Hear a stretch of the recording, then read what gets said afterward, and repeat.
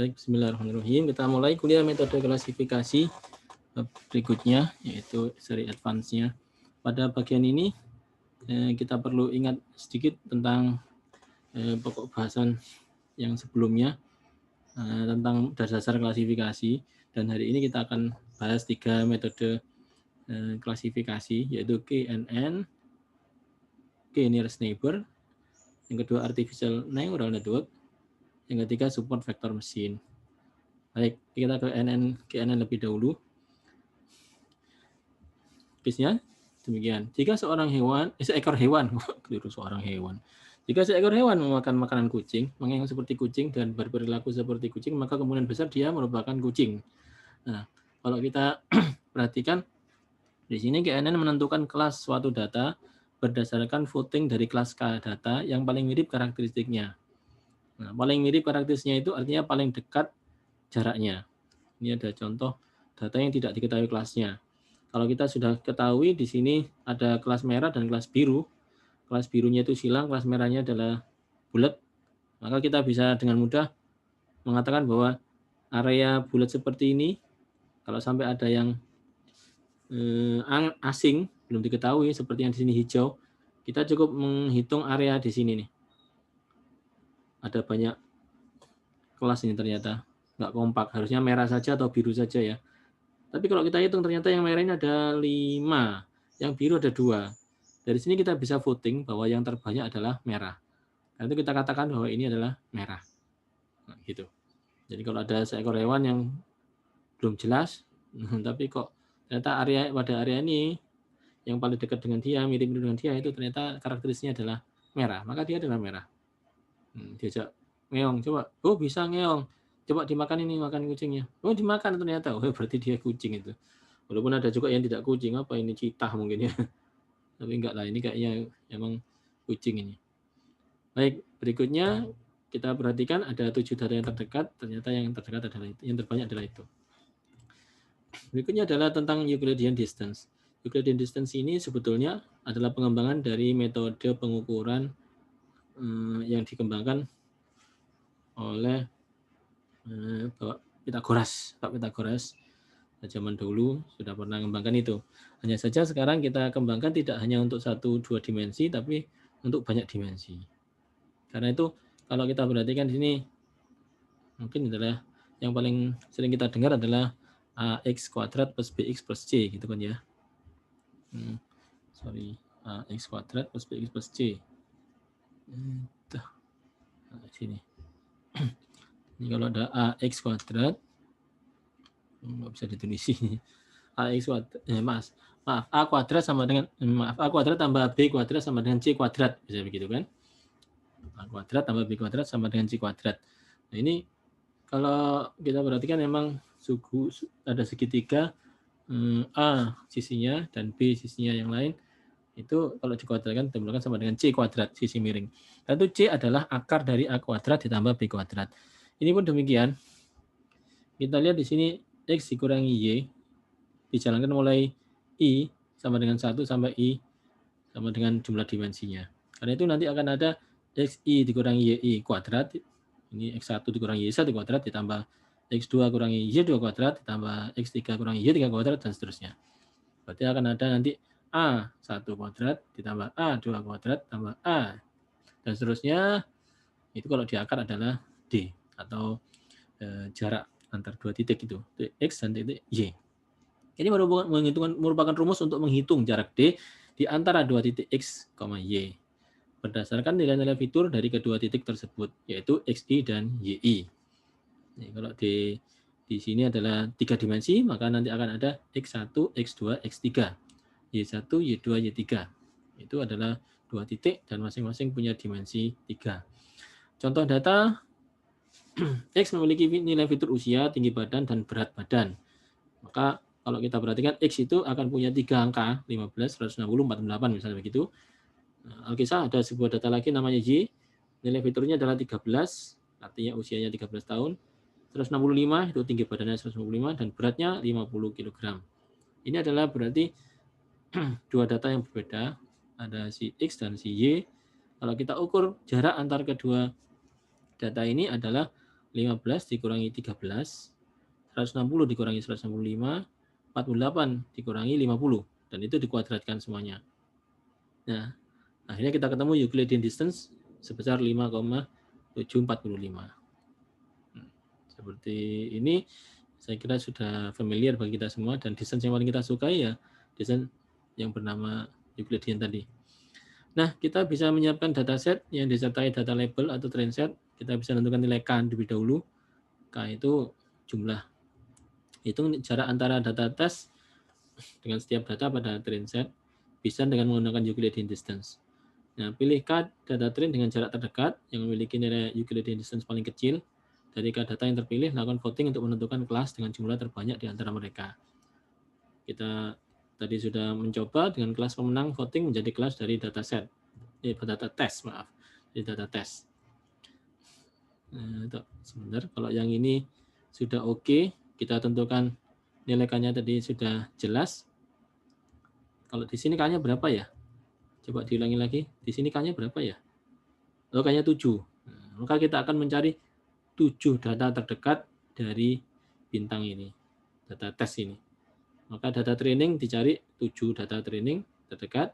Setelah itu ketemu, ini 1, 2, 3, 4, 5, 6, 7 ketemu, maka ditanya masing-masing ini dari 7 data yang terdekat ini. Kelasnya apa? Ternyata kelas yang terbanyak adalah yang kelas merah. Nah, karena itu kita sebut dia kelasnya kelas merah. Nah, demikian kelas pemenang voting akan menjadi kelas dari data tes tersebut, dalam hal ini merah. Nah, nggak usah repot-repot bikin coding source code-nya ya. Ini kita pakai Python dengan code seperti ini. From sklearn kita import library yang dibutuhkan ini, namanya neighbors classifier. Kemudian kita bikin objek classifier dengan nilai K sama dengan 7 misalnya begitu. Maka N neighbors sama dengan 7. Oke. Dari sini kita latih dulu sehingga setiap titik nanti akan punya area X-train dan Y-train. Melakukan training di mana X-train merupakan kumpulan fitur dan Y-train merupakan kelas pada data training. Maka Y prediksi adalah predik dari X-test. X-test jadi yang bintang itu dia akan melakukan prediksi pada data tes X-test. Baik, itu adalah untuk kebutuhan KNN. Berikutnya adalah Artificial Neural Network atau ANN. Pada ANN ini kita juga menghadapi hal yang sama. Kita punya beberapa titik, misalnya titik yang pertama ini katakanlah ada 8 titik ya. Ternyata titik yang pertama ini punya kelas -1, ini kelasnya +1, berarti ada yang minus, ada yang plus, ada yang plus, ini minus, minus, plus, minus. Katakanlah 2 kelas positif dan kelas negatif. Maka X1, X2, X3 ini bisa kita inputkan ke dalam suatu black box, entah ini isinya apa, dan outputnya nanti harusnya Y. Nah, Y-nya ini kalau nggak plus ya minus. Cuma ada 2 kemungkinan. Karena itu X1, X2, X3 ini kita sebut sebagai input node, dan kita berikan bobot W1, W2, dan W3, dan kita jumlahkan. Nah, di sini kita mengenal persamaan linear. Persamaan linear itu kalau kita punya output Y misalnya, maka X1 kali W1, X2 kali W2, X3 kali W3. Dijumlahkan semua, ditambah T sebagai bias. Mungkin kita pernah dengar Y sama dengan AX plus B. Misalnya. Kalau zaman dulu Y sama dengan MX plus C. M itu gradien, C itu konstanta. Tapi di sini karena X-nya lebih dari 1, kita mesti memberikan bobot ke masing-masing input X tadi. Karena X-nya tidak hanya 1, tapi sebuah vektor, maka bobotnya pun juga harus vektor, yaitu W1, W2, W3. Dan kita perlu C sebagai konstanta, yang itu kita anggap sebagai nilai bias yang akan menggeser-geser si linear tadi. Mungkin kalau satu dimensi agak sulit, titik begitu aja ya pemisahnya. Nah, kalau 2 dimensi, pemisahnya itu adalah garis. Tapi kalau 3 dimensi, pemisahnya adalah bidang. Gitu. Jadi kita akan bisa menjadi 2 ini garis itu. Karena itu nanti Y-nya akan menjadi Y plus dan Y minus, Y positif, Y negatif. Oke, berarti output node ini menjadi sebuah persamaan linear. X1, W1 ditambah X2, W2 tambah X3, W3. Demikian. Ini neural network, satu neuron aja, satu lapis seperti itu. Nah, black box ini merupakan suatu model, tidak tahu isinya apa, nanti kan disesuaikan terus W1, W2, 3 itu. Sampai ketemu kira-kira kemiringan berapakah, gradien berapakah di X1, gradien berapakah di X2, dan seterusnya. Dan berapakah T yang terbaik sehingga menjadi pemisah yang baik bagi dataset yang ada di tabel ini. Baik, model AI ini merupakan gabungan dari node-node, satu node dan yang lain saling terhubung oleh sekumpulan link yang memiliki bobot tertentu. Nah, output node itu menjumlahkan semua nilai input yang diterimanya berdasarkan bobot dari masing-masing link. Nah, kemudian nilai tersebut dia masukkan ke dalam suatu function, kita sebut functionnya itu fungsi aktivasi, atau istilahnya kita bandingkan aja dengan threshold T itu, untuk menghasilkan suatu output. Maaf, T-nya bukan yang itu berarti ya, bukan nilai bias, tapi suatu pembanding untuk yang di sini. Dalam kondisi penjumlahan yang sudah diberi bobot itu, kita akan menghasilkan angka ini, dan kemudian kita lihat apakah lebih atau kurang daripada T dibandingkan T. Nah, itu akan menjadi keputusan. Demikian. Nah, proses training ANN ini mencari nilai bobot W yang terbaik. Berapakah yang terbaik itu? Sedemikian hingga output ini enggak terlalu beda prediksinya dibanding kenyataannya di tabel yang tadi. Kalau terlalu jauh gimana? Berarti W-nya yang keliru, harus dibetulkan, dikurangi atau ditambah W itu. Dan seterusnya, proses untuk mentraining ini kita sebut dengan learning, mencari bobot W yang terbaik atau yang optimal berdasarkan training. Di sini kita bisa lihat tidak hanya 3 input, bisa jadi sampai 5 input ya. Maka dalam layer input ini kita lihat ada 5 node yang masing-masing menerima angka dari input linknya masing-masing. Kemudian kita coba perhatikan di sini, masing-masing harus diberi bobot untuk menuju hidden layer ini, dan hidden layer ini akan dijumlahkan juga untuk mencapai output layer. Sebetulnya sih kalau kita lihat di sini tadi ada garis itu menandakan bahwa satu garis itu bisa dibentuk menjadi konfigurasi garis-garis yang bagus menjadi suatu bidang. Ya. Garis-garis yang dibentuk itu akan dikombinasikan jadi suatu bidang. Tapi bidang yang dimaksud nanti itu sebentar. Sebentar. Saya cut dulu sebentar. Ini soalnya ada enable editingnya masih off. Yeps. Yep. Baik, tadi sudah saya tunjukkan bahwa satu titik seperti ini merupakan satu garis ya. Jadi kalau 2 dimensi kira-kira garisnya itu berbentuk seperti ini garisnya itu. Slide-nya belum tampil, Pak. Share screen. Baik. Oh, terima kasih diingatkan. Ya, maka satu node ini bermakna satu garis. Nah, seperti yang kita lihat di layar ini. Ulangi dulu ya. Satu node ini bermakna satu garis yang merupakan pemisah dari kelas positif maupun kelas negatif. Maka node yang lain ini akan bermakna garis yang berbeda nanti. Mungkin garisnya seperti ini. Nah, gitu. Dan bisa saja nanti ada garis yang lain seperti ini. Atau mungkin ada garis yang lain lagi seperti ini. Nah, ini akan berkembang terus-menerus garis ini. Coba dilihat ini. Garis ini kira-kira tergantung kepada apa ini? Pasti tergantung kepada gradien dan tergantung kepada konstanta.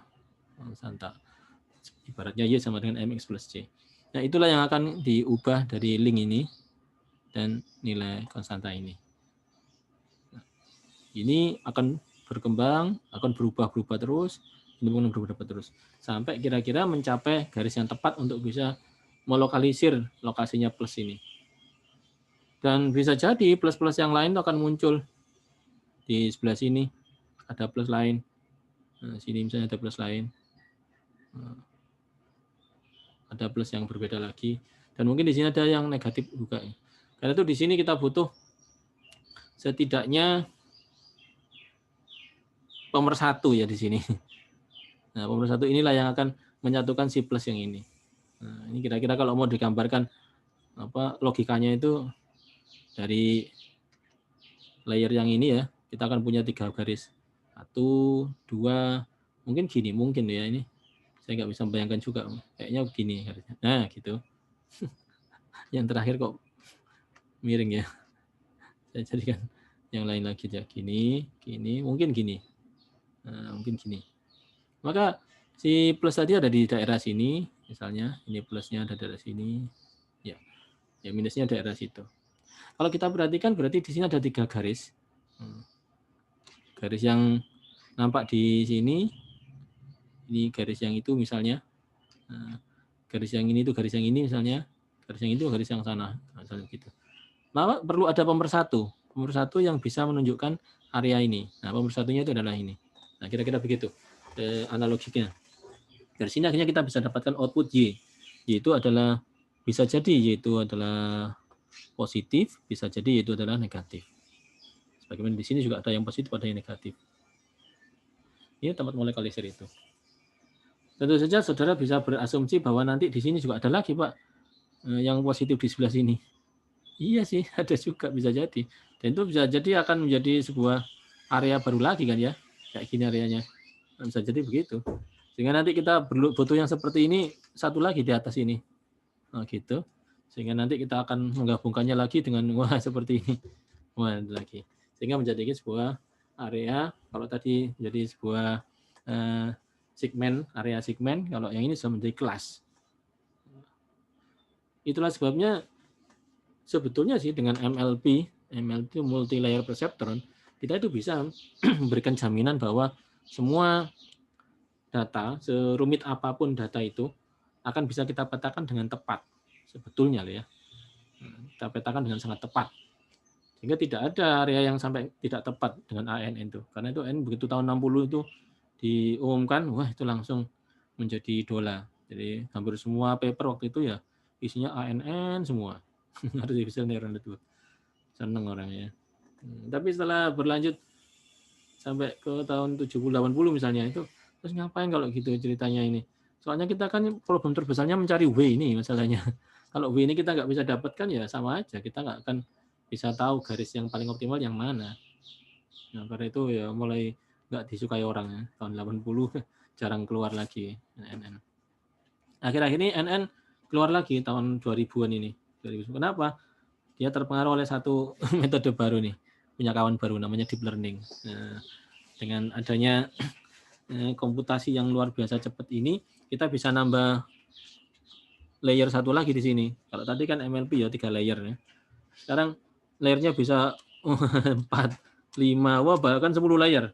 Nah, karena layernya sangat banyak sekali, sangat banyak layernya, maka kita sebut layernya itu sangat dalam. Ya.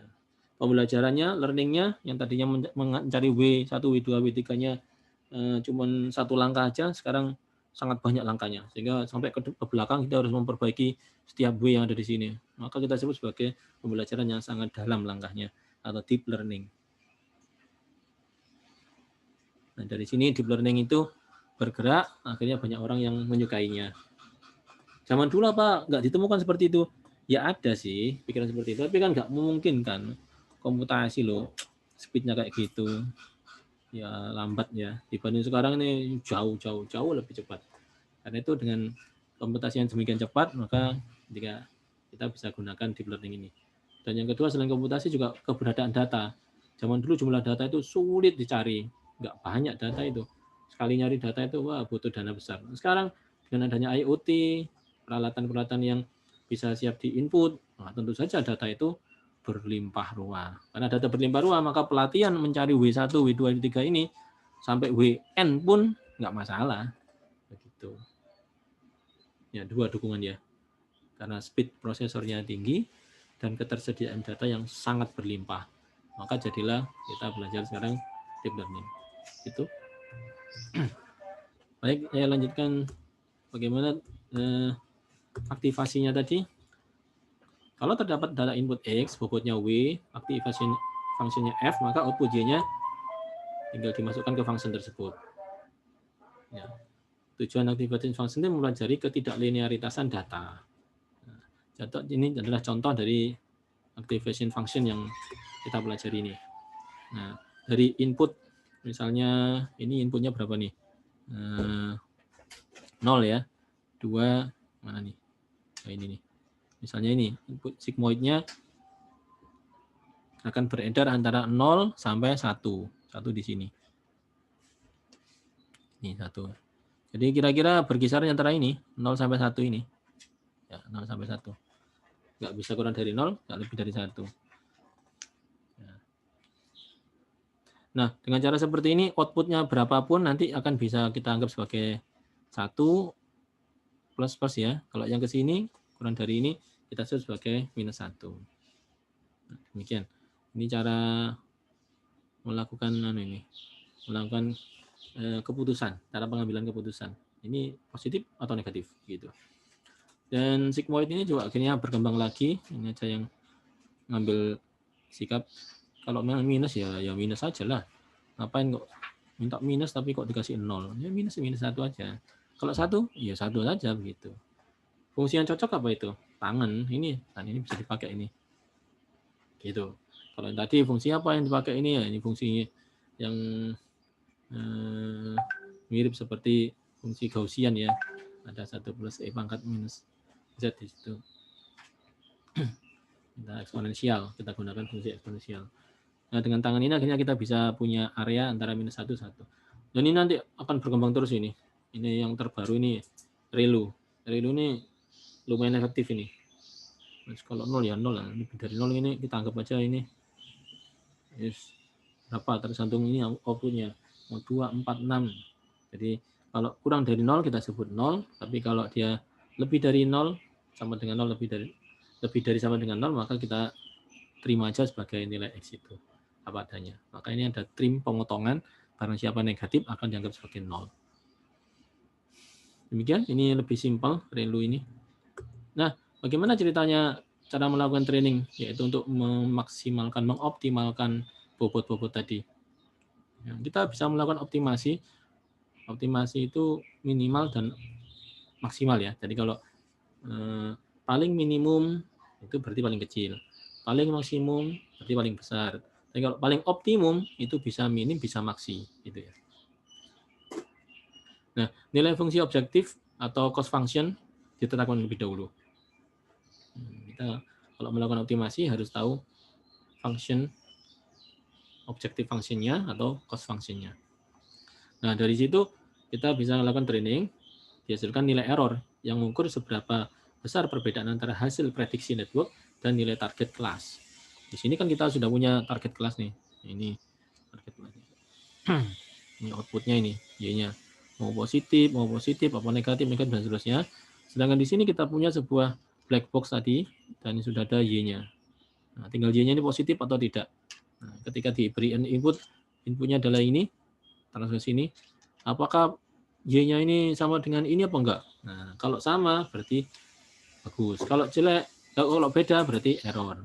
Nah, berapa banyak error itu berarti kita harus meminimalkan nilai error itu.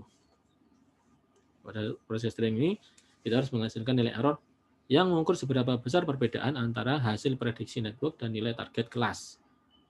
Ini prediksi berarti punyanya network, target kelas berarti punyanya sini. Oke. Nilai error digunakan untuk memperbaiki bobot pada network.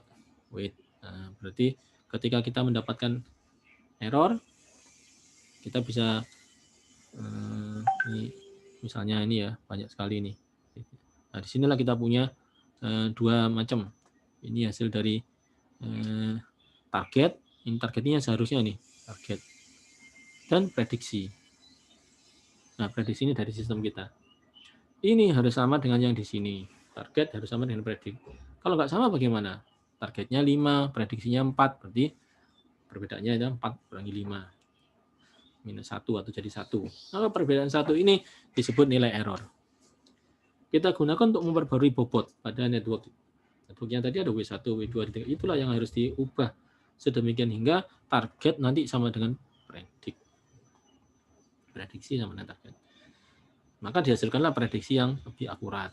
Itu sama. Nah, metode yang digunakan untuk memperbarui bobot ini disebut dengan gradient descent. Ini termasuk metode yang paling kuno ini, yang awal, ya, termasuk lama. Proses training berhenti kalau nilai errornya sudah convergence, tidak berubah lagi. Berarti pada saat kita mengukur gradient descent tadi, kita akan memperoleh nilai error. Errornya sekian. Nanti akan makin lama makin turun, makin turun, makin turun, makin turun, makin turun. Suatu saat turunnya itu nggak signifikan, sama. Nah, turun yang tidak signifikan ini kita sebut sebagai tidak berubah. Tidak berubah lagi. Nah, kalau nilai errornya itu makin lama makin turun begini, sampai gini, suatu saat ini antara ini dengan ini itu sama. Maka kita sebut tidak berubah. Dalam bahasa pemrograman, kalau kita mengatakan suatu nilai A sama dengan B, itu sebenarnya salah, itu nggak baik gitu. Contohnya gini, if A sama dengan B, gini kan, then itu salah.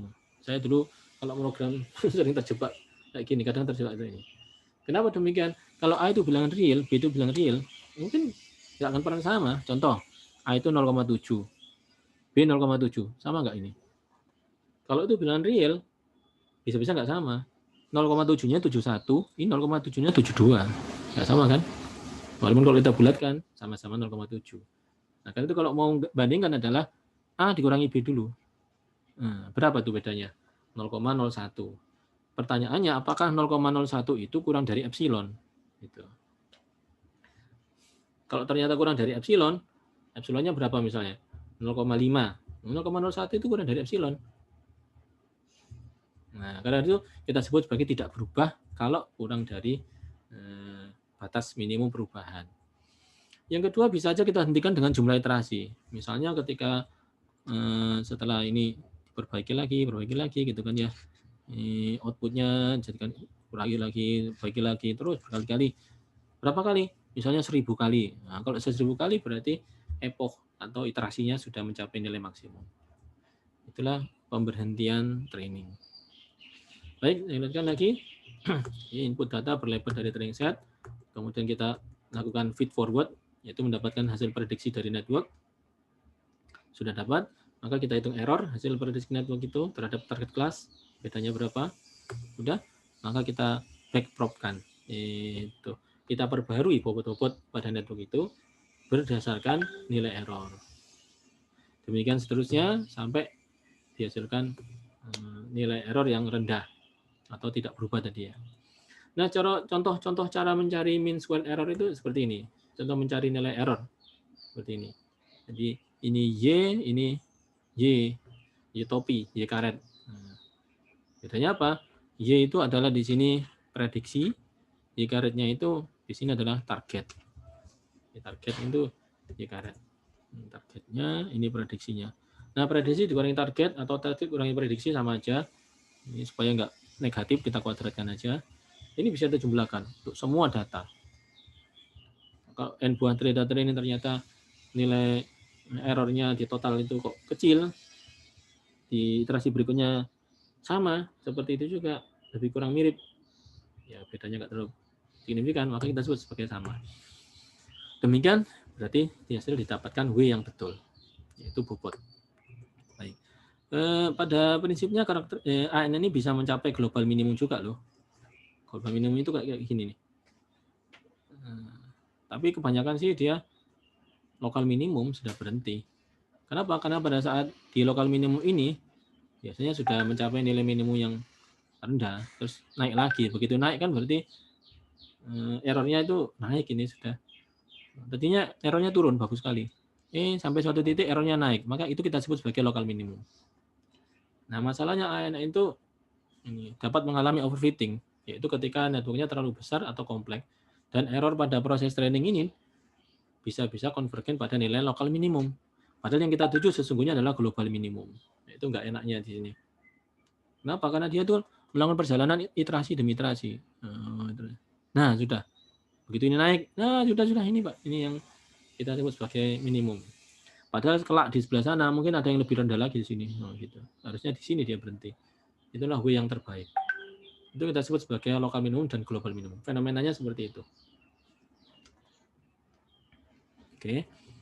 Proses training untuk pembuatan modal ini bisa-bisa memakan waktu yang lama. Dan dia sangat sensitif terhadap noise. Kenapa? Karena satu persatu satu persatu dilayani. Ternyata yang datang kebetulan ini noise. Nah, melayani noise itu kan ya harus dilayani juga.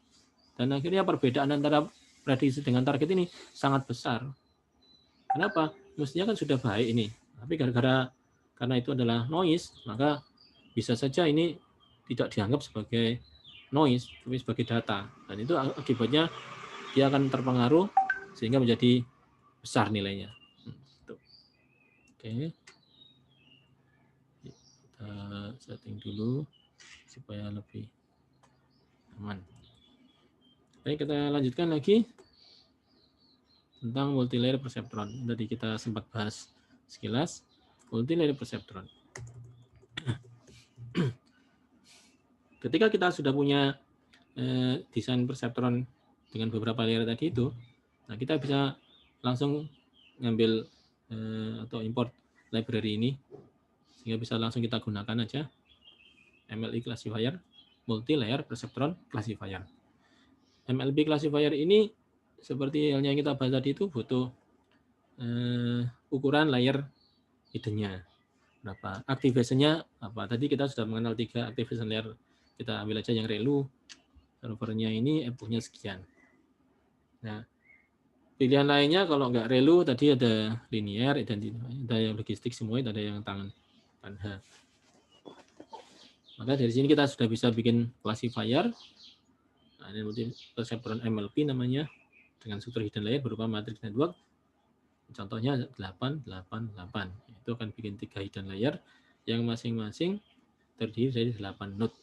Gitu ya. Jadi 8 node, 8 node, 8 node begitu. Demikian. Kita lanjutkan ke ini. Algoritma yang dipakai untuk learning nanti adalah stochastic gradient descent untuk optimasi bobot networknya. Sehingga W yang ada di dalam mana? Dalam ini ya. Nah, ini ada W-nya ini. Penghubungnya ada W. Masing-masing harus ada W-nya atau bobot. Dan itu butuh waktu yang lama untuk bisa menyesuaikan. Kita gunakan gradient descent, yaitu SGD, untuk mengoptimasi bobot network. Apa pilihan lain ada? Ini bisa dipelajari nanti kuasi Newton, ada optimizer. Nah, proses training dilakukan dengan jumlah iterasi maksimal sebesar epoch. Jadi kalau epochnya sudah tercapai iterasi, maka dia apapun hasilnya akan dihentikan. Nah, kemudian untuk trainingnya kita gunakan function fit, di mana extreme itu adalah kumpulan fiturnya, y3-nya adalah outputnya. Untuk mengambil prediksi, untuk memprediksi satu data pada X-test, kita gunakan YPRED. Ini berarti trainingnya sudah selesai ya. Nah, ini saatnya untuk testing. Nah, pada testing itu kita gunakan apa adanya hasil dari training itu. Gitu. Jadi yang di MLP ini sudah matang ini hasil dari training tadi. Kita tinggal gunakan. Oke, yang terakhir SVM. Kita hendak menentukan hyperplane atau decision boundary untuk memisahkan data. Untuk saat ini kita tentukan aja untuk 3 dimensi aja, 2 dimensi aja ya. Sehingga datanya seperti itu. Nah, kenapa kita sebut sebagai hyperplane?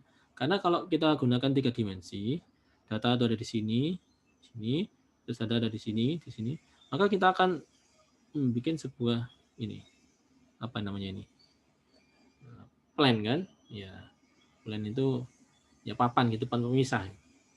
Bisa juga papan pemisahnya nggak begitu, tapi papan pemisahnya bentuknya miring seperti ini. Nah, gitu. Nah, bisa aja seperti ini, papan pemisahnya itu. Nah, gitu. Ya. Papan pemisah seperti ini akan memisahkan 2 bagian, yang daerah sana positif, daerah sana negatif, begitu. Nah, papan atau plane ini kalau 2 dimensi bisa aja plane, tapi kalau 3 dimensi, 4 dimensi, 5 dimensi, bahkan 1000 dimensi kita sebut hyperplane. Gitu. Plane ini biasa kita sebut juga sebagai decision boundary atau batas pengambilan keputusan. Karena keputusan akhirnya adalah dari plane itu yang kanan positif, yang kiri negatif, misalnya begitu, atau sebaliknya. Inilah boundary pemisah data. Problemnya adalah ketika kita punya data seperti ini, kita bisa meletakkan boundary dengan persamaan garis seperti yang hijau ini. Tapi bisa juga seperti ini, agak tegak dikit. Bisa juga seperti ini, agak tegak seperti ini. Nah, pertanyaannya yang terbaik yang mana? Caranya kita ambil dulu support vektor beberapa contoh data. terutama data yang paling berdekatan di sini, untuk menentukan margin terbesarnya. Ini super vektor yang kita pilih ini akhirnya bisa menentukan area antara keduanya, kedua golongan ini. Areanya kira-kira segitu. Nah, area ini kita sebut sebagai margin. Kemudian kita ambil tengahnya sebagai hyperplane atau decision boundary. Nah, dari sini kita rupanya sudah bisa membereskan secara linear kedua kelompok ini. Kita ambil boundary yang di tengahnya itu dengan satu garis. Kalau 2 dimensi, garis. Kalau kita gunakan 3 dimensi, papan. Kalau kita gunakan 4 dimensi, 5 dimensi, hyperpapan atau hyperplane gitu ya. Tapi sama-sama itu semua kita sebut sebagai decision boundary. Baik, berikutnya nonlinear SVM. Nah, kalau data tidak bisa dipisahkan menggunakan sebuah fungsi linear, maka kita gunakan fungsi kernel. Dengan fungsi kernel ini kita bisa memetakan data dari suatu dimensi ke dimensi lain yang lebih tinggi. Contoh kernel itu gini, RBF, radial basis function, polinomial, sigmoid. Ini ada kernel. Contohnya kalau kita punya data seperti ini, yang di kiri ini ada contoh data ya. Ini, seperti ini datanya. Gimana caranya ya? Tapi kalau kita perhatikan, ini sebenarnya bisa mengelompok loh ini. Nah, gimana caranya kalau ini misalnya kita bikin agak tinggi, diangkat. Nah, dengan diangkat itu, maka kita bisa peroleh dua area ini. Nah, area atas dan area bawah. Gitu. Yang atas adalah merah, yang bawah itu hijau. Pertanyaannya adalah, gimana caranya kita mengangkat area itu bisa ke atas? Nah, kita perlu sebuah window, dua kernel ya, yang bisa mengubahnya. Maka kita bisa dapatkan ini ke atas. Kita hapus dulu supaya bersih.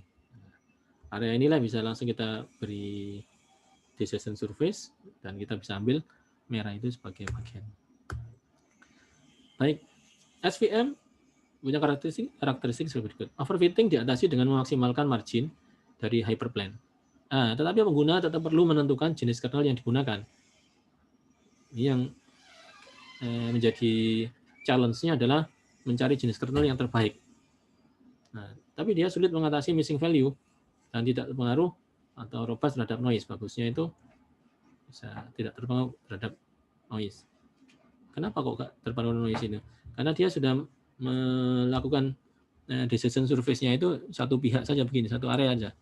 Nah, jadi kalau di sini masih ada yang noise begini misalnya, oh nggak dianggap ya, dianggap. Nah, biarin aja, ini ada merah di sini. Sorry, warna merah ya. Nah, di sini ada satu noise misalnya, si kotak ada di sini, ada kotak di situ. Nah, biarin aja. Karena dia akan fokus ke pembikinan decision surface ini. Itu sebabnya dia tidak bingung dengan noise, atau kita sebut sebagai robust. Jadi kalau Anda bikin sebuah function dan ternyata tidak terpengaruh oleh noise, dikasih noise banyak juga nggak merubah performa, maka disebut sebagai robust. Itu baik.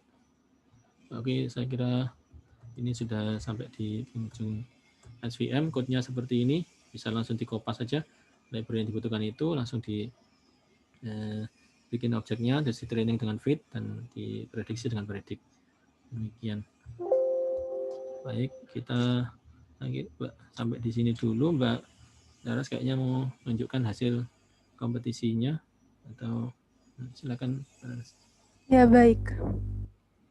Metode klasifikasi. Di sini saya cuma mau menjelaskan ulang sedikit tentang contoh codingan saya kemarin. Permisi Pak Agus, boleh minta tolong di enable screen share-nya? Sudah, silakan.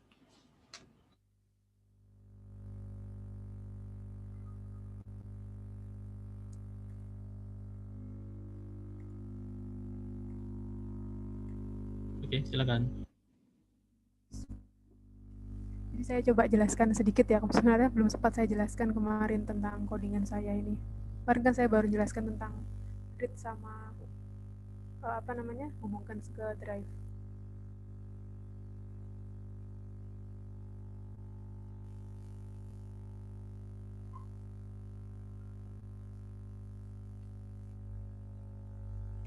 Oke, di sini saya jelaskan coba dari awal ya. Di sini yang pertama saya mencoba menghubungkan antara Google Colab dengan Google Drive menggunakan fungsi mount ini. Kemudian di sini saya memasukkan pet untuk data training dan data testing. Data testing ini data yang tidak kita ketahui kelasnya, yang nanti di akhir akan kita coba klasifikasi. Data training ini yang akan kita gunakan untuk membangun model, untuk nantinya dipakai untuk mengklasifikasi data testing. Kemudian di sini setelah saya mengambil petnya untuk baik data training sama testing, di sini saya membaca file CSV karena kebetulan contoh inputnya data training sama data testing ini adalah file CSV. Ini ya data training CSV, data testing CSV. Isinya seperti ini. Untuk yang data training isinya seperti ini ya. Ada ID, diagnosis, radius, dan lain-lain seterusnya, fitur-fitur ini sampai AF ini. Kalau nggak salah kemarin totalnya ada 34 fitur ditambah ID sama diagnosis. ID ini sebenarnya bukan fitur yang penting untuk dilakukan klasifikasi, jadi ini bisa dihapus nanti. Karena nggak berpengaruh kan, kamu mau mau ID-nya berapapun, tapi dia nggak akan berpengaruh terhadap proses klasifikasi. Sedangkan diagnosis ini adalah kelasnya. Kita mau mengklasifikasi data itu jadi apa saja sih? Mau dikelompokkan jadi apa saja? Di sini kelasnya ada dua, yaitu M, malignant atau ganas, sama B, benign atau jinak. Jadi nanti tujuannya nanti adalah berusaha mencocokkan dari fitur-fitur radius sampai yang terakhir ini, 32 fitur itu, kira-kira dia akan mendapat kelas apa, kelas diagnosis apa. Kemudian untuk fitur-fiturnya ini, kemarin ada yang nanyakan ke saya, kenapa kok fiturnya ada yang min, terus ada yang ada yang worse, ada yang worse, ada yang min, yang dipakai yang mana? Nah, ini biasanya ini berhubung datanya data medis ya. Biasanya fitur ini kita dapatkan dari orang yang ahli. Di sini dalam hal ini karena datanya data medis dokter ya. Biasanya kita kalau sebagai orang awam kita tuh nggak bisa dengan gampang menentukan bahwa mending pakai fitur mending yang dipakai fitur yang ada kata-kata minnya aja, yang worse nggak usah. Nah itu kita nggak bisa dengan sembarangan ngejudge kayak gitu karena kita bukan ahlinya, kita nggak punya keahlian di bidang ini. Jadi kalau kita sebagai pengolah data, kita kalau mau menentukan fitur apa yang dipakai, kita nggak bisa dari sekedar tahu namanya saja. Ada beberapa metode lain yang bisa digunakan untuk mencari fitur yang baik. Seperti Mbak, mohon maaf.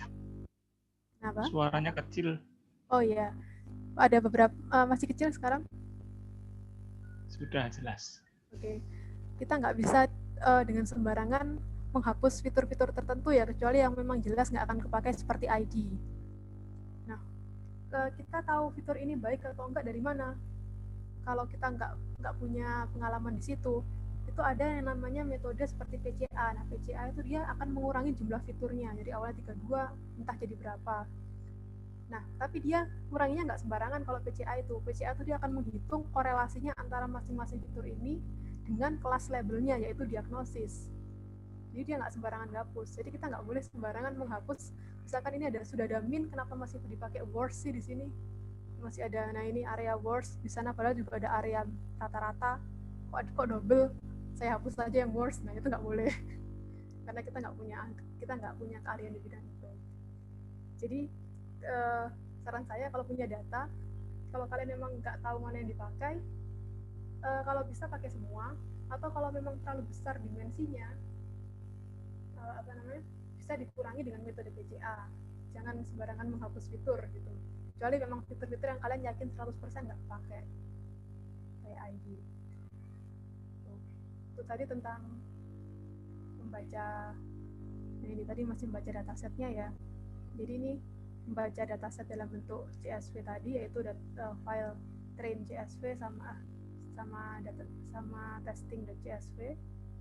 Kemudian ini di print kolom-kolomnya apa saja. Yang training ini ada ID, diagnosis, radius min, dan seterusnya sampai yang terakhir.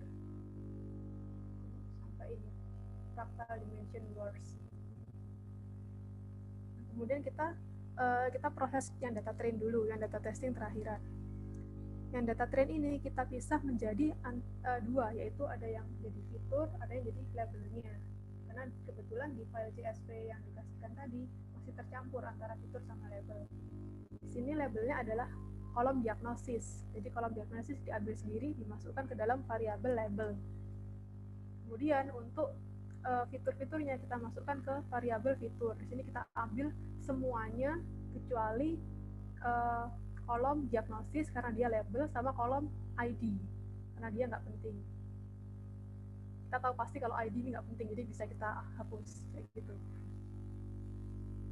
Nah, kebetulan di sini saya nggak pakai preprocessing sama sekali, langsung saya bagi menjadi data trainingnya. Saya bagi di 2 data, yaitu training sama testing. Atau di sini kata lainnya testing di sini adalah validation. Biar nggak bingung ya. Ini kan data testing sudah yang ini. Di sini saat saya split ini sebutannya memang tes juga. Data trainingnya tadi dibagi jadi 2, yaitu data training yang dipakai model sama data testing yang buat uji modelnya. Nah, cuman karena data testing yang di sini adalah splitan dibagi adalah bagian dari data training yang besar tadi, itu kadang-kadang biar memudahkan sebutannya adalah validation set, bukan testing set. Tapi di sini yang saya variabelnya namanya testing. Jadi ini dibagi menjadi training sama validation. Gunanya validation ini buat apa? Biar kita tahu apakah modelnya tadi overfitting atau enggak. Tadi kan kemarin sudah dijelaskan bahwa tanda-tandanya overfitting itu adalah ketika akurasi model saat diuji cobakan ke data training tinggi, tapi saat diuji cobakan ke data testing atau data validation itu dia rendah. Nah, itu gunanya butuh validation set. Jadi ada data dari data training yang kita nggak pakai untuk proses pembuatan model, tapi kita tahu kelasnya. Nah, karena kita tahu kelasnya, nanti kita bisa menggunakan untuk menghitung akurasi. Beda dengan data testing yang awal ini. Data testing yang awal ini kita nggak tahu kelasnya, karena sebentar. Di sini data testing. Nah, ini kan nggak ada ID langsung fitur kan. Kolom diagnosisnya nggak ada. Jadi bedanya testing set sama validation set adalah testing set biasanya kita memang nggak tahu, benar-benar nggak tahu kelasnya apa. Kita tujuannya menggunakan testing set itu murni buat mengklasifikasikan, biar kita jadi tahu kelasnya apa. Nah, kalau validation set itu sebenarnya dia data training juga, tapi kita pisahkan dari data training yang lain, nggak kita pakai dalam proses training. Tujuannya adalah agar kita bisa mengukur performa model. Itu bedanya training, testing, sama validasi. Kemudian di sini saya mulai membangun model classifier-nya. Di sini saya pakai SVM dengan kernel linear saja, nggak nyoba macam-macam. Fungsinya ini ya, linear SVC. Terus ini saya melakukan trainingnya ini, saya fitkan antara X-train dengan Y-train. Nanti jadi modelnya nanti ada di variabel SVC ini. Dan kemudian ini langsung diprediksi ke validation set. Kita menggunakan model yang dibangun ini untuk melakukan prediksi pada validation set. Nah, kemudian output dari prediksinya ini pada validation set kita cocokkan dengan ground truth-nya. Jadi kan validation set ini kan dia punya label. Nah, labelnya itu kita cocokkan dengan output-nya ini, yaitu Y prediction ini. Labelnya tadi ada disimpan di variabel Y test. Sini saya pakai confusion matrix untuk menghitung akurasi, sensitivity, sama specificity. Saya menghitung performa model dengan cara membandingkan antara ini tadi ground truth-nya, labelnya, si validation set, saya bandingkan dengan hasil klasifikasi dari modelnya terhadap validation set. Jadilah ini TNFP FNTP. Ini bisa dicari tentang confusion matrix. Akurasi rumusnya seperti ini, true negatif ditambah true positif dibagi dengan semua data yang dipakai. Hasilnya adalah akurasinya 91,15%. Kemudian sensitivity itu adalah berapa banyak data yang positif, data yang dengan sensitivity adalah berapa banyak data positif yang diklasifikasikan dengan benar. Makanya dia true positif dibagi dengan true positif ditambah false negatif. False negatif itu adalah negatif yang salah, berarti harusnya dia positif, tapi dia sama classifier yang dianggap negatif yang salah. Nah, specificity itu adalah berapa banyak data negatif yang diklasifikasikan dengan benar. Makanya specificity rumusnya adalah true negatif dibagi dengan false positif atau positif yang salah. Artinya adalah modelnya bilang kalau ini positif, tapi positifnya ini salah, harusnya dia negatif. Makanya sebutnya false positif tambah sama true negatif. Itu ketemu sensitivity-nya 81,63 dan specificity-nya 98,4.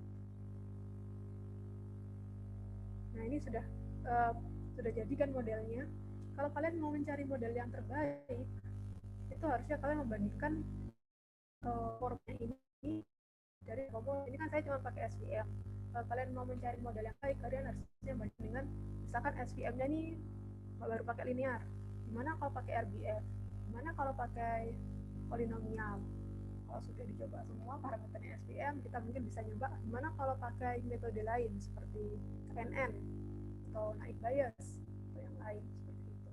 Dan nanti bisa dilihat performanya paling bagus yang mana di antara metode-metode yang kalian cobakan. Nah, nanti yang performanya paling bagus itu kalian pilih untuk kalian terapkan ke data testing yang kalian nggak tahu kelasnya memang. Nah, di sini yaitu di sini saya langsung saya anggap yang misalkan paling bagus adalah linear SVM ini. Lalu saya terapkan buat memprediksi kelas dari data testing. Jadi ini hasil prediksinya. Terus ini saya simpan di ini hasil klasifikasi dan CSV.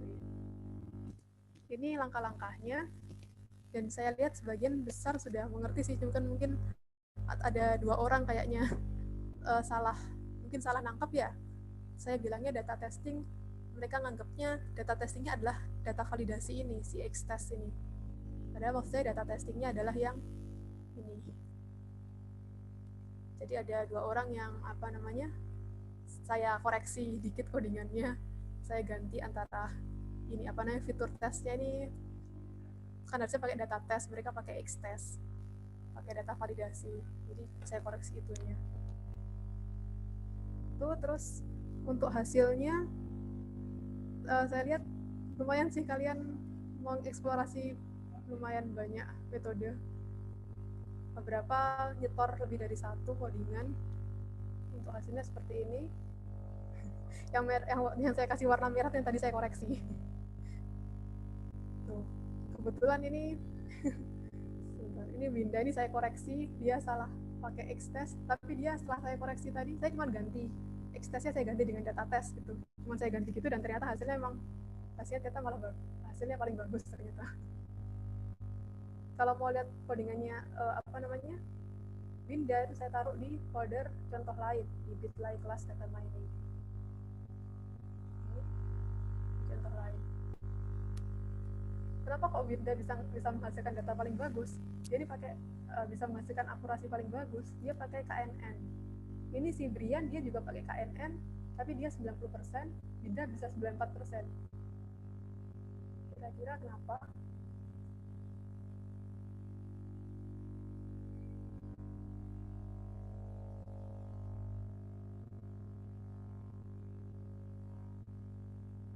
Ini punyanya Winda. Jadi bedanya tadi adalah Winda ini dia pakai preprocessing. Preprocessingnya apa? Dia pakai normalisasi. Jadi sama dia dinormalisasi data trainnya. Dan kemudian ini yang saya koreksi yang bagian terakhir.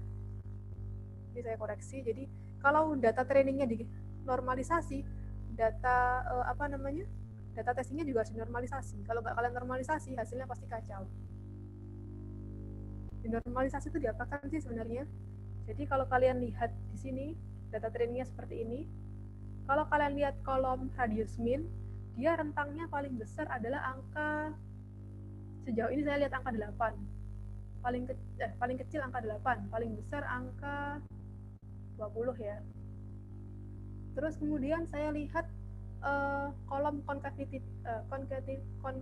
mean, dia ini paling kecil angka 0 komaan ya dia, 0,03.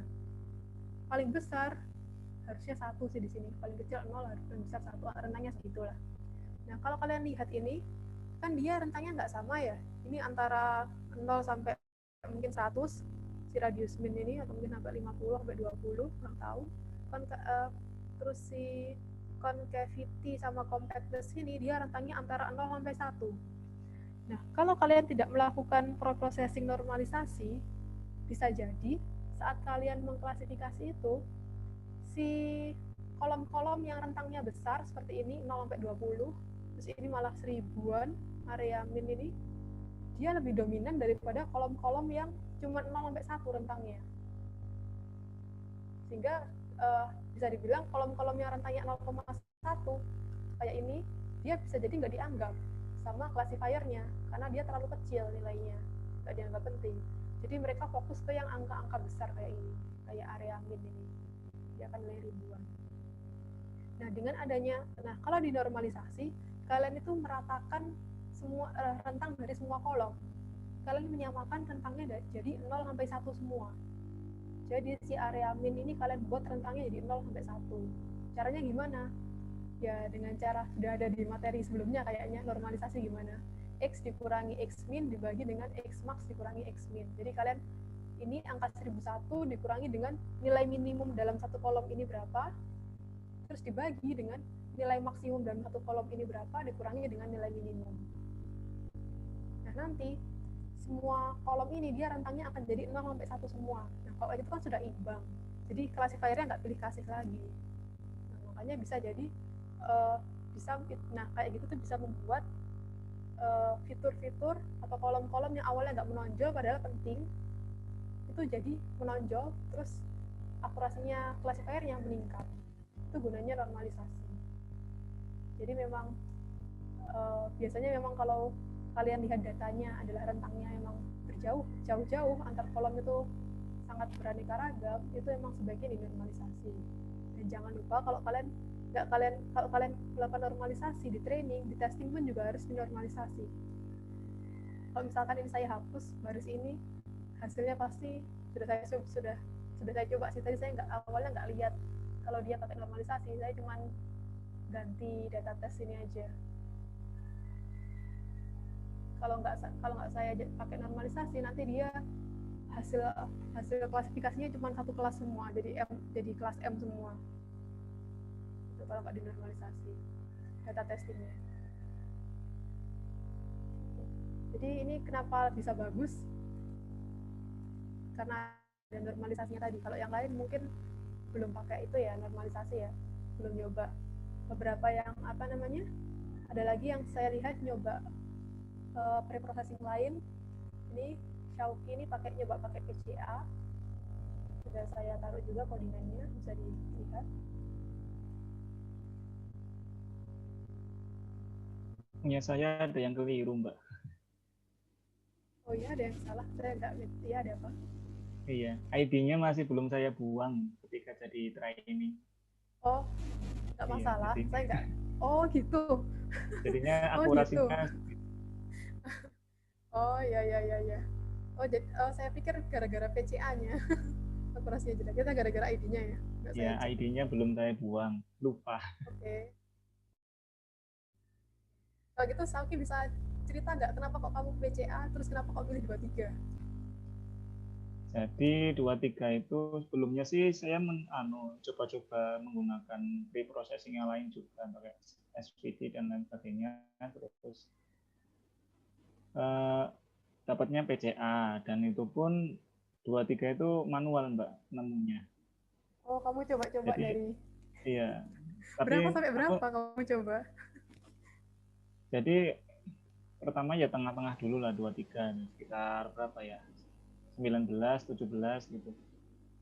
Ya kalau misalkan dari bawah ya, bawah kan kecil, terus naik, terus semakin tinggi akurasi, kemudian naik lagi kok turun. Nah itu berarti sudah itu ketemu yang paling bagus kayak gitu, Mbak, nyarinya. Sayang sekali ya lupa buang ID ya. Iya, Mbak, lupa. Ya mungkin kalau kamu penasaran bisa kamu coba sih. Gimana kalau ID-nya dibuang, apakah hasilnya lebih bagus atau enggak? Iya Mbak, Sebenarnya makasih. saya, jadi nemu angka 23 ini emang nyoba-nyoba ya.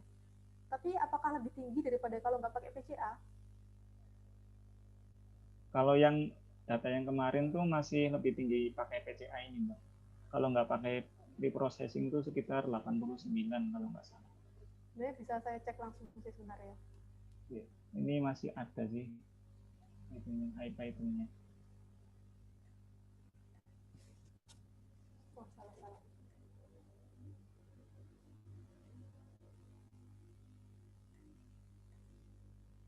Iya. Ya, bisa coba aja sih, ini saya harus ganti padnya. Jadi itu tadi ya, kalau kalian merasa ada fitur yang memang benar-benar perlu dibuang, yang kalian tahu pasti bahwa itu nggak berpengaruh, lebih baik segera dibuang. Mbak Raras, permisi Mbak. Mau tanya. Iya. Boleh tahu nggak itu Mbak ngecek ground truth-nya caranya gimana? Karena saya sebenarnya ya sudah searching juga tentang dataset itu, saya dapat tahu datasetnya, saya sudah download juga, saya cek juga, punya saya itu bisa sampai 0,98. Bisa jadi saya misahkan testing trainingnya, nggak oh kamu nyoba ke semuanya. Saya misahkan testing trainingnya kayaknya nggak urut, maksudnya bukan nomor segini sampai segini sudah. Saya ambil training. Saya pakai VLOOKUP juga di Excel saya manual untuk di ID yang di data testing. Iya, saya manual kok ngeceknya. Jadi saya punya Excel-nya yang ada GT-nya. Saya bandingkan manual aja. Boleh minta nggak Mbak coba apa beda sama dataset yang saya download dari internet? Harusnya sama sih, cuman itu saya misahkan jadi CSV-nya saya acak. Kayaknya itu sih. Ya, kalau gitu mau nyoba ya saya taruh sini ya. Boleh Mbak. Yang ada GT-nya ini. Takutnya beda, soalnya saya nyoba bisa sampai 0,98.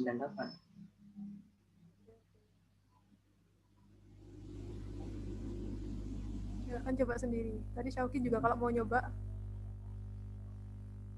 Terus ya, mungkin gitu ya. Sama ini Mbak. Kalau kebetulan punya saya itu juga sama sih. Saya juga ada preprocessing sama kayak punyanya Mbak Winda ya tadi, yang ada standar scalar juga. Ya. Ya itu. Sama satu lagi saya memang ada reduksi fitur juga. Aldinata. Iya. Oh iya, pakai apa Aldinata? Linear SPM. Untuk reduksinya ini saya pakai sebenarnya tadi sempat Mbak ini sih singgung juga di awal, kalau saya mengurangi manual kalau kita nggak ada di bidangnya itu bisa ya nggak boleh asal-asalan. Tapi saya nyoba, saya utuh sama saya kurangi itu. Lebih bagus. Hasilnya lebih baik. Iya. Itu yang yang SE, standar error. Karena saya kira standar error itu kan kayak ya menunjukkan ininya kan, errornya kan, standar error kan, tapi yang lebih utama itu hanya min sama worst-nya. Tapi ternyata juga hasilnya lebih bagus. Makanya bisa sampai 0,98. Kalau tugas sebelumnya yang tugas awal itu kan saya cuma 93, sama-sama pakai linear SPM, tapi nggak saya reduksi reduksi fiturnya. Tapi ketika saya reduksi fitur sama tambah standar eskalor juga untuk normalisasi, bisa sampai 0,98. Ya, coba aja nanti ya. Kalau 8%. Sebenarnya kalau sudah kamu bandingkan antara tanpa PCA dengan PCA bagusannya dengan PCA, ya bisa jadi memang lebih bagus. Kalau saya pribadi sih ya, ini kan fiturnya sedikit ya, hitungannya sedikit ini cuma 32. Dan kalau fiturnya sedikit sebenarnya ada resiko ketika kita mereduksi dimensi. Dimanapun juga ketika kita mereduksi dimensi pasti ada informasi yang hilang. Tuh. Jadi kalau saya pribadi sih saya nggak akan mereduksi dimensi kecuali memang benar-benar perlu. Misal fiturnya sampai ratusan, terus sampai error kalau error memori kalau nggak direduksi. Itu saya baru mereduksi. Atau mungkin hanya untuk keperluan visualisasi. Jadi misalkan saya, tapi bukan buat bikin modelnya. Jadi misalkan saya butuh untuk memvisualisasikan kayak tadi SVM tadi, memvisualisasikan hyperplane-nya kayak gimana. Nah, kalau misalkan dia 32 fitur, kan berarti 32 dimensi. Kan nggak mungkin. Jadi harus saya reduksi jadi tinggal 2 atau 3 dimensi saja. Nah, itu kalau saya pribadi sih nggak terlalu suka pakai reduksi dimensi, kecuali memang butuh. Tapi ya memang kalau kamu sudah nyoba dan memang bagus kok direduksi, ya bisa jadi memang bagus kok direduksi. Tapi kan masalahnya kita akan mencobakan ke data testing yang kita nggak tahu kayak gimana. Nah, belum tentu juga generalisasi dari model yang sudah kamu reduksi dimensi tadi bagus. Tuh. Ya, jadi emang ya agak susah juga sih memilihnya. Tuh.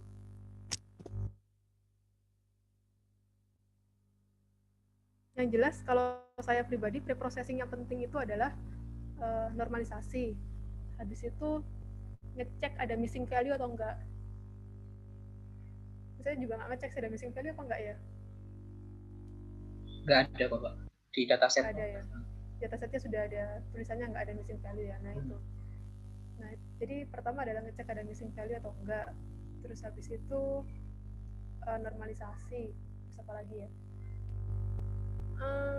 Kalau datanya angka gini biasanya nggak kelihatan sih ada noise-nya apa enggak. Tapi kalau misalkan datanya kayak image atau sinyal, itu kelihatan ada noise-nya. Nah, kalau ada noise-nya berarti perlu di smoothing. Kayak gitu.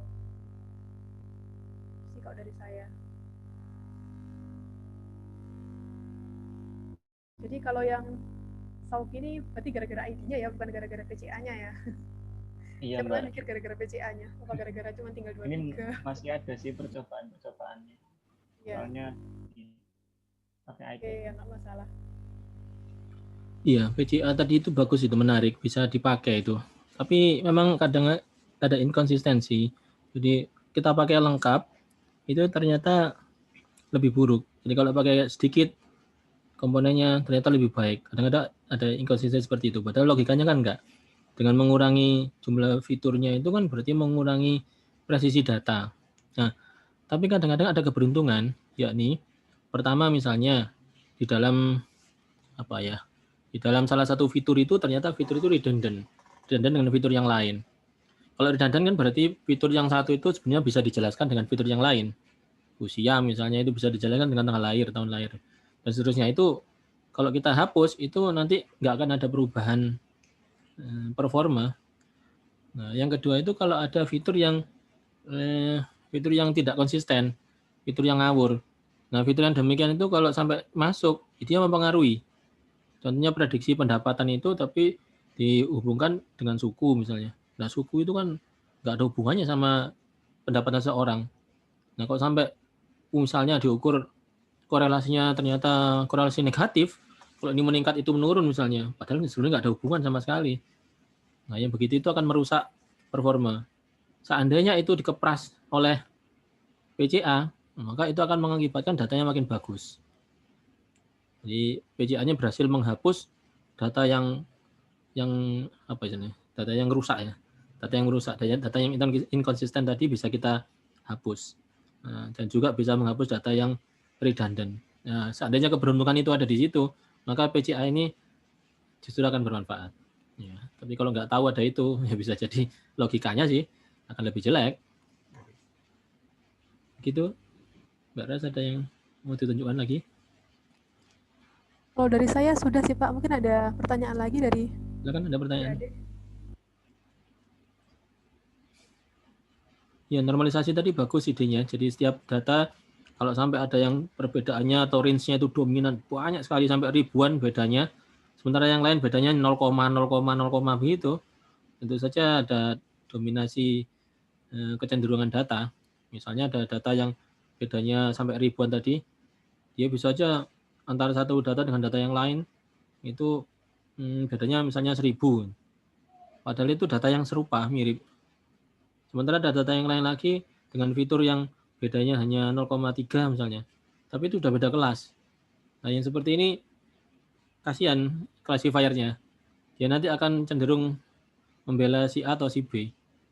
Nah, ketika fitur yang kecil tadi itu berubah besar, kadang-kadang bisa nggak diindahkan itu perubahannya. Nah, karena itu dengan menyamakan range, ya kita normalisasi antara 0 dan 1 semuanya, seperti pada pertemuan kedua.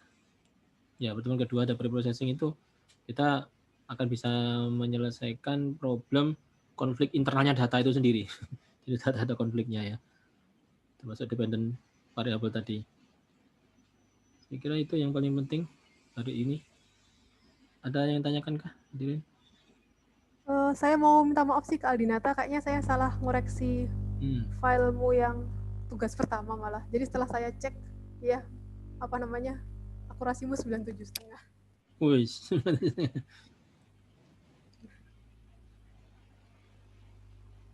Iya, Mbak, sudah saya cek juga benar 97,5. 97,5. Bagus sekali Aldinata. Ya, Mbak, macam-macam ya memang ya. Iya. Ya, yang signifikan itu sih, Mbak, yang reduksi itu kebetulan. Ya, mungkin kebetulan sih memang. SE-nya itu saya hapus karena saya rasa tidak. Ya sebenarnya itu salah sih, harus ada metodenya, tapi mungkin itu karena ada SE. Sebenarnya metodenya adalah dengan perbandingan sih. Jadi membandingkan kalau direduksi berapa, terus kalau direduksi tinggal 10 berapa, tinggal 20 berapa, ya metodenya seperti itu memang. Iya, trial error berarti ya. Iya, kalau mau reduksi dimensi. Sempat saya coba sih memang kalau keseluruhan fitur 30 fitur 93 itu yang tugas sebelumnya, tapi ketika saya kurangi, saya tambahan normalisasi jadi 97,5. Oh ya, Mas Aldi boleh tanya Mas? Oh iya. Ini datanya Mas dinormalisasikan dulu atau enggak? Iya, ada normalisasi dulu. Sama kok, standar sekali. Aldi ya. Saya share ke folder contoh lain. Ya udah dibuka oleh Aldi, bisa di share screen-nya Aldi. Enggak, maksudnya yang lain bisa membuka di Bitly, sudah saya bukakan ini punyanya Aldi. Oh bisa. Terima kasih. Yang lain juga bisa lihat kalau. Silakan Aldi sampaikan. Ya. Jadi ini masih nge-read. Iya, ini Aldi ngecek ya ada missing value apa enggak ya. Missing value. Pertama dia ngecek ada missing value apa enggak. Ternyata enggak ada. Sudah susah-susah ngecek ternyata enggak ada. Enggak apa-apa. Terus habis itu ini misahkan label sama fitur. Nah, di situ yang saya kurang. Saya cuma ngambil 20 fitur dong. Oh, terus ini kamu normalisasi ya? Kamu normalisasinya terpisah ya? Jadi kamu normalisasinya hanya berdasarkan data training, nanti si validasi ngikut. Ya nggak apa sih? Iya, sama. Ya. Tadi Winda tadi gimana? Oh ya sama. Masalah sih.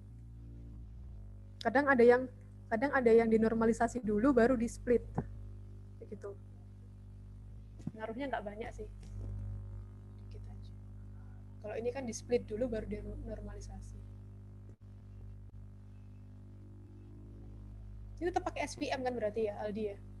Ya, saya SVM nyoba 4 kernel, tapi yang paling baik tetap linear. Terus ada KNN, decision tree sama random forest. Sebenarnya ada artikel yang jawab random forest lebih baik, tapi ketika saya coba ternyata tetap linear. Mungkin preprocessingnya yang berbeda. Random forest-nya kan tetap kamu, maksudnya kan kamu lakukan prestasinya sama semua kan? Persis sama. Oh iya, nggak tergantung datanya kalau menurut saya. Random forest itu kan kayak decision tree tapi banyak banget. Ya. Nah, cuman saya agak lupa sih random forest itu bagusnya untuk data kayak gimana. Cuma random forest sendiri kan juga ada hyperparameter, ada pilihan. Itu yang belum saya kemarin lebih banyak SVM-nya. Nah kan untuk SVM-nya kenapa bagus linear? Ya mungkin karena datanya bisa dipisahkannya linear. Kalau kayak yang tadi presentasinya Pak Agus tadi kan ada yang pakai kernel RBF ya, dia karena datanya ngumpul di tengah satu kelas. Nah mungkin ini datanya memang terpisah, bisa dipisahkan dengan garis lurus gitu. Kalau kamu misalkan garis lurus tapi kamu bikin pakai kernel RBF, kamu bikin misalnya pakai lingkaran, ya memang jelek. Gitu. Jadi memang tergantung datanya sebenarnya. Pemilihan kernel itu tergantung data. Jadi kalau datanya memang bisa dipisah dengan linear, nggak usah pakai kernel macam-macam.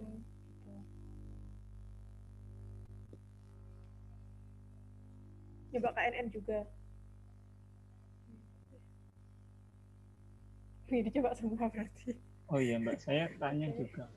Iya, Boleh? iya. Saya juga sempat pakai SVM, tapi ketika diganti linear itu dia seakan tidak mau berhenti perhitungannya gitu loh. Jadi Oh iya kah? harus dimatikan manual, di kill gitu.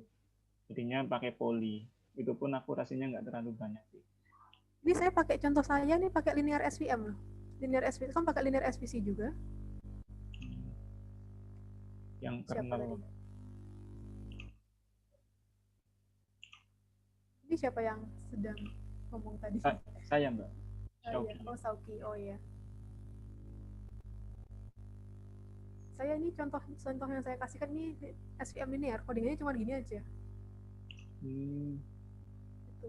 Kalau saya Apa pakai kamu pakai yang mana? svm.svc kernel sama dengan linear atau poly itu Mbak. Oh ya kamu pakai yang apa namanya codingan buat kernel tapi kernelnya kamu tulis linear gitu ya? Iya. Kurang tahu ya saya kalau kayak gitu. Sama seperti punya saya. Tapi aman sih. Oh, punya Mas lain juga kali ya errornya ya? Ya. Errornya lama Mas? Enggak. Harusnya cepat. Enggak pakai GPU juga kan, enggak di burning saya. Iya, enggak. Soalnya yang error cuma yang pakai linear aja, kalau poly atau yang lainnya tuh enggak. Nah, sebentar kayak gini tuh. Atau mungkin itu juga pengaruh dari ID yang Mas masukkan itu. Oh iya betul. Iya betul. Iya. Oh ya ini ID ini satu kolom. Iya, soalnya ID-nya beda jauh. Iya, iya. Iya, nggak bisa diklasifikasi. Iya. Ya itu. Jadi koreksi ke depan nanti. Ya. Oke, ada lagi pertanyaan? Kak Raras mau nanya, kalau misalnya yang validation-nya pakai cross validation nggak apa-apa kan? Nggak masalah. Jadi ini kan saya validasinya ini kan saya pakai contoh saya ini kan saya pakai holdout. Ya. Soalnya dibagi training sama validation. Dan saya holdout-nya cuma sekali saja. Nah, kalau kalian mau pakai cross validation ya nggak masalah. Oke, kasih Mbak. Iya.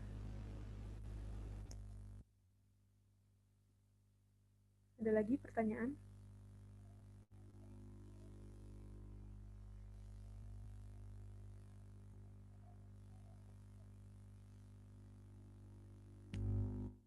Ini sudah tidak ada pertanyaan ya? Saya kembalikan ke Pak Agus.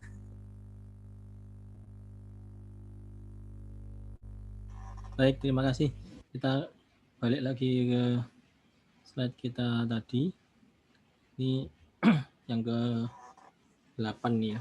Kita bikin program klasifikasi. Sebenarnya nggak perlu dijelaskan di sini, tapi hanya memantapkan apa yang sudah dikerjakan tadi. Nanti persiapan datasetnya dulu, bikin modelnya, kemudian testing dan evaluasi.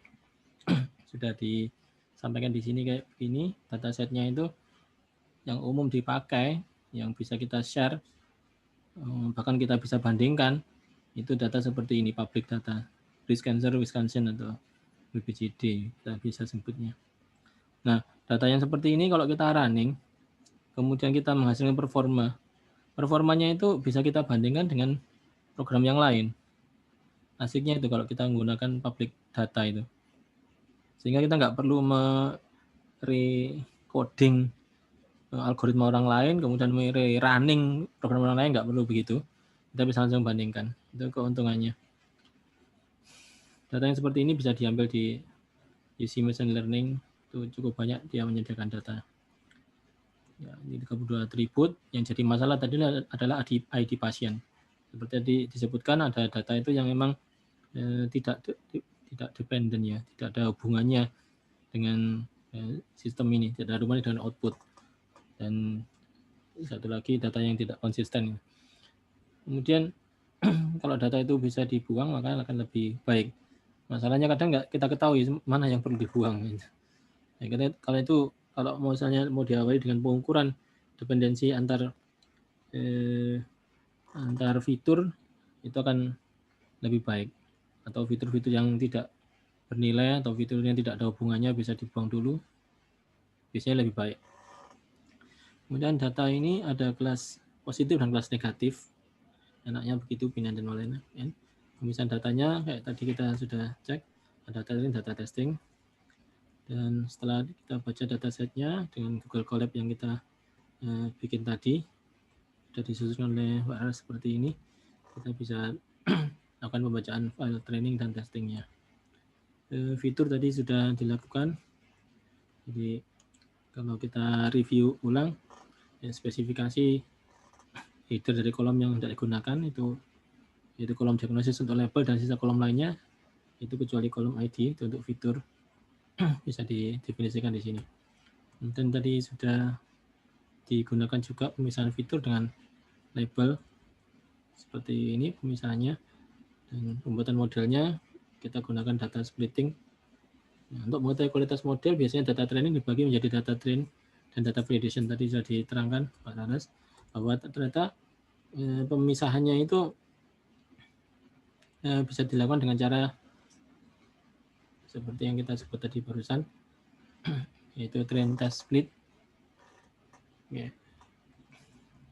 Kemudian testing dan validation. Baik, saya sekarang masuk ke skenario uji coba. Pada prinsipnya sih kita harus bikin sebuah model yang baik. Model yang baik itu dibikin oleh data training, kemudian data trainingnya berhasil bikin model yang baik tadi. Model yang baik tadi dites gitu ya. Kita sebut prediksi, memprediksi kelas dari data baru yang tidak diketahui kelasnya menggunakan existing model yang dibikin pada tahap 1. Selalu begitu, tahap itu. Dan hasilnya akan kita pisahkan dengan cara seperti ini. Jadi kalau malignant itu positif, benign itu negatif, maka positif itu true positif. Jadi yang kiri ini adalah ground truth, yang baris ini, kemudian yang kolom adalah prediksi. Prediksi itu berarti output dari sistem. Kita tadi nyebutnya sebagai prediksi dan target. Nah, target itu adalah ground truth ini. Hasil dari ground truth ini tentu ada yang positif dan negatif juga. Nah, true positif itu berarti diperkirakan diprediksi sebagai positif, ternyata betul dia positif. Diperkirakan sebagai negatif, ternyata salah, itu positif, ini namanya FN atau false negatif. Kalau ini false positif, jadi diprediksi sebagai positif, ternyata salah, jadi false positif. Dan ada yang diprediksi sebagai negatif, ya ternyata benar, berarti true negatif. Nah, akurasi bisa kita lihat di sini tuh ya seperti akurasi yang sering kita dengar, siapa yang benar, siapa yang salah, ya yang benar ya, true positif maupun true negatif ini dijumlahkan dibagi dengan total data. Yang kedua ada sensitivity. Sensitivity ini mengukur ketepatan prediksi kita terhadap yang positif. Jadi true positif dibagi semua yang positif. Ini ya. TP dibagi TP plus FN. Memang yang positif dari ground truth yang sesungguhnya ini, yang positif sebenarnya berapa sih? Oh ternyata 100. Terus berapa yang berhasil deteksi tadi? 75, yang 25 gagal. Itu berarti sensitivitasnya 75% gitu. Dan specificity itu dari true negatif, tapi untuk yang negatif saja ya. Dan FP atau false positif yang juga negatif, berarti yang keliru. Di antara yang negatif berapa persen sih yang bisa kita kenali itu? Nah, true negatif dibagi total yang negatif. Ya, demikian ini biasa kita gunakan terutama kalau ada perbandingan yang tidak seimbang antara jumlah yang malignan dan yang benign. Ya, mungkin saudara bisa bayangkan seperti ini. Misalnya orang yang katakanlah hamil itu adalah H gitu ya. Yang tidak hamil itu adalah T misalnya gitu. Sebenarnya banyak nggak sih orang yang hamil dibanding tidak hamil itu? Ya tentu saja banyak yang tidak hamil kan ya. Ya yang hamil paling berapa orang ya. Nah, yang tidak hamil itu berapa orang misalnya. Dari semua orang yang tidak hamil itu ini yang ya ground truth ini. Ground truth. Yang hamil berapa orang? Paling nggak sampai 100 mungkin. Ya mungkin 70. Katakanlah 100 saja wis. Tapi berapa yang tidak hamil? Kalau di Surabaya mungkin 1 juta orang tidak hamil. Penduduk Surabaya itu 2 juta. Yang hamil cuma 1.100 orang. Nah, dari sini kalau kita lihat yang bisa dideteksi sebagai hamil ini berapa? Kalau kita katakanlah kita punya tes yang bagus ya, terus kita salahkan aja wis 0. Alias test pack kita punya test pack. Ngerti test pack kalian ya? ngecek kehamilannya. Misalnya kita bikin test pack yang aneh, yang itu patut dipertanyakan, outputnya itu selalu tidak hamil, gimana? Kira-kira gimana? Ya berarti H sebagai H atau true positifnya 0. Yang 100 ini semua dianggap tidak hamil semua, 100 kan? Yang 2 juta gimana? Ya kan dibilang ngawur ini. Jadi test pack-nya tes ngawur ini. Berapa ini? 2 juta. Terus yang dianggap sebagai hamil nggak ada, 0 semua. Sekarang saya tanya kepada saudara-saudara sekalian. Berapakah akurasinya ini? Silakan dihitung.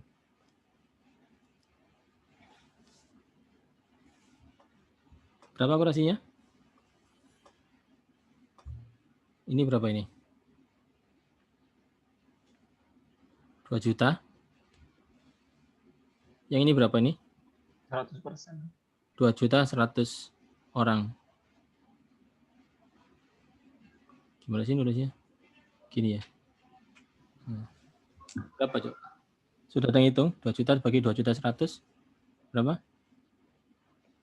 0,999, Pak.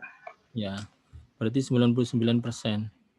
Seandainya kalian mendengar ada orang jualan test pack dengan mengatakan bahwa akurasi test pack saya itu 99% loh. Anda percaya nggak?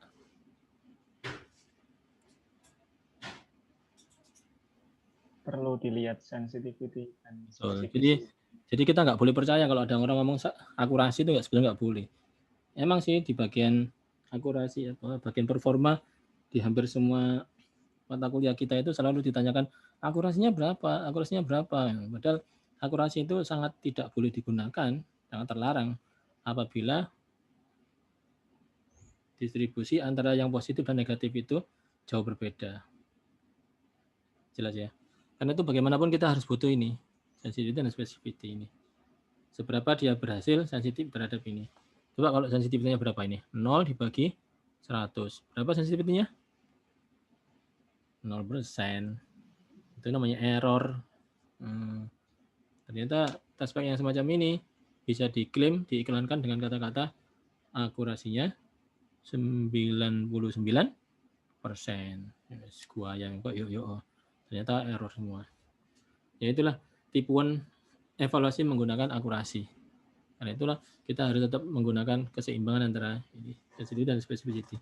Demikian pula kalau kita menggunakan data untuk text mining atau information retrieval, tetap kita gunakan precision dan recall. Tidak boleh menggunakan akurasi. Karena apa? Karena dokumen kita yang relevan dengan kebutuhan kita itu jumlahnya sedikit sekali dibanding miliaran bahkan mungkin triliunan dokumen yang tersebar di seluruh dunia. Nah, yang kita inginkan paling cuma ada 10 page apa. Nggak mungkin sampai 100 page mungkin nggak sampai. Tapi dibanding triliunan itu, nah maka precision recall akan bisa menjelaskan bahwa itu error atau tidak error. Demikian.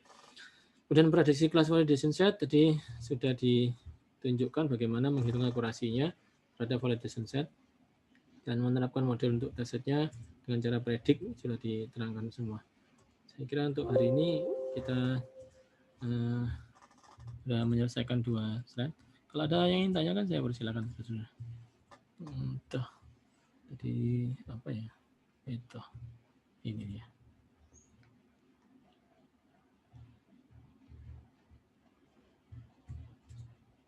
Ya, minggu depan kita akan belajar tentang konsep clustering. Konsep clustering. Di konsep clustering ini saya punya sebuah paper. Sebentar, saya share dulu ya. Maaf, belum di-share. Minggu depan kita akan belajar konsep clustering. Enggak seperti yang pada klasifikasi hari ini. Clustering ini tidak punya kelas, sehingga kita akan mengkelaskannya sesuai dengan kemiripan masing-masing. Ya, ini sudah dibikinkan review untuk masuk thresholding ini. Sudah bikin ya. Nanti paper ini tolong dibaca, sudah ada filenya bisa dibuka. Kenapa saya gunakan ini? Karena ini termasuk fenomenal. Mulai zaman tahun 69 sampai hari ini itu masih dipakai. Dan MATLAB sampai sekarang masih menggunakan OTSU ini sebagai acuan. Kebetulan muridnya Pak Otsu ini itu dosennya Mbak Raras ini. Guru sih. Muridnya ya itu ya? Muridnya atau temannya? Muridnya, Pak. Muridnya ya. Muridnya Profesor Otsu ini adalah Profesor Gurita yang dosen bimbingnya Mbak Raras.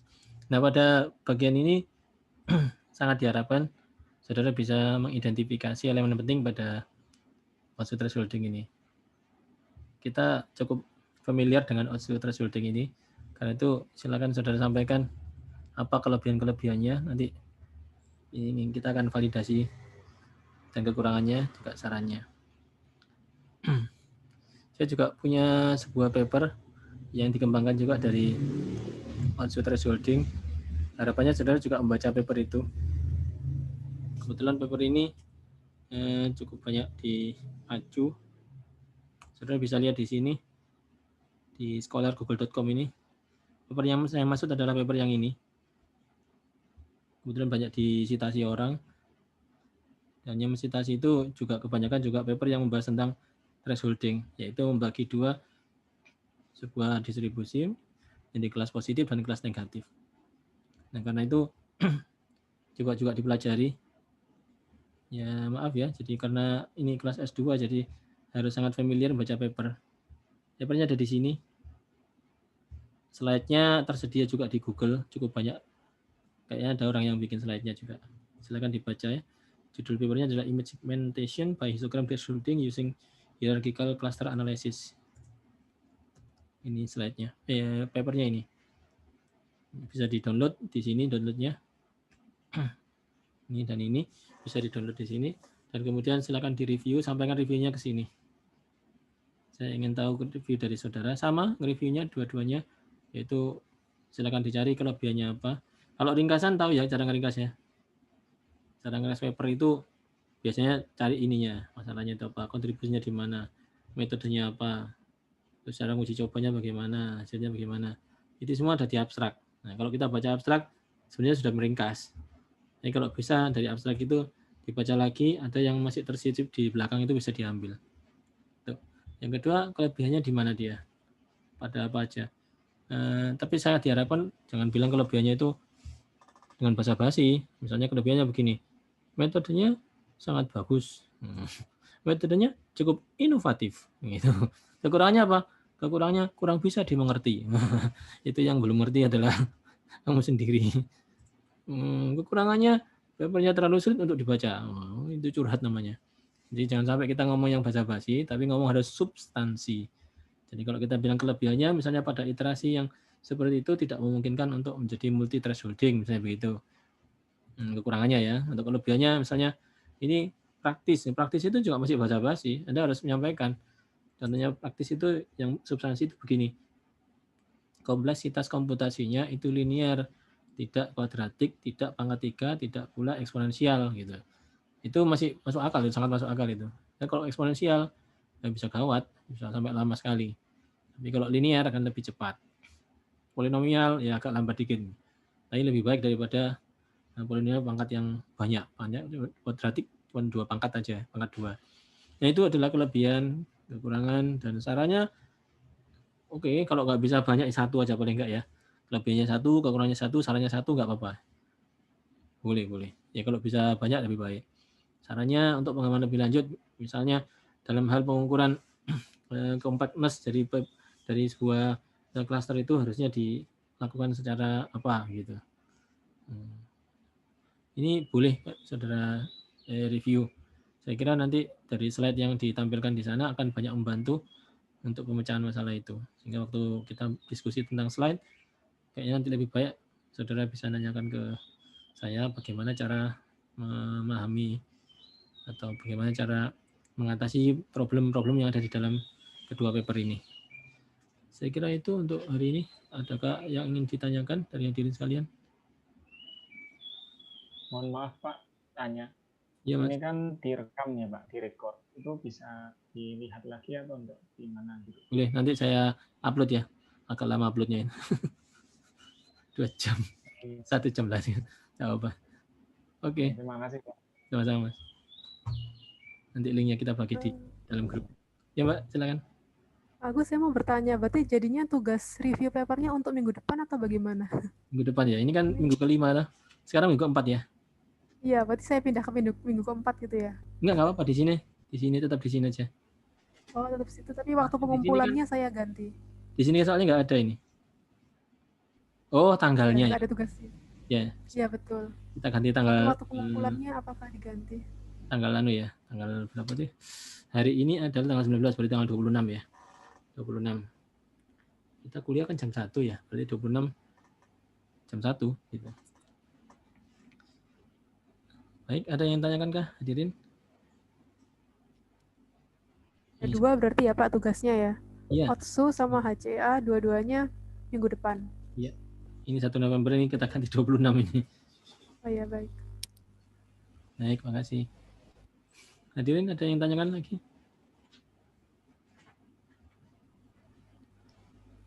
Baik, kalau nggak ada yang tanyakan, saya kira kuliah kita cukup sekian hari ini. Maaf kalau ada kekurangan-kekurangannya. Pertanyaan lanjutan bisa lewat grup, WhatsApp grup kita terbuka bebas. Karena itu silakan disampaikan pertanyaan-pertanyaannya. Termasuk kalau nge-review nanti ada yang ingin saudara tanyakan, ragu. Karena saya tadi sudah sampaikan, jangan sampai bikin komentar yang basa-basi. Basa-basi itu tidak bernilai informasi. Contohnya tadi itu, ini kelebihannya apa? Kelebihannya bagus sekali. Itu basa-basi itu. Ya, tunjukkan kelebihannya di bagaimana. Terutama bagian kontribusi beliau. Jadi sumbang sih dari paper ini itu apa? Karena ketika nanti proyek kita akan kita jalankan, saudara wajib menyumbangkan 1 kontribusi. Meskipun kecil, ecek-ecek, saya hargai. Yang penting kontribusi, begitu ya. Nah, kontribusi itu nanti bisa meningkat makin signifikan. Cukup sekian, saya akhiri kelas kita.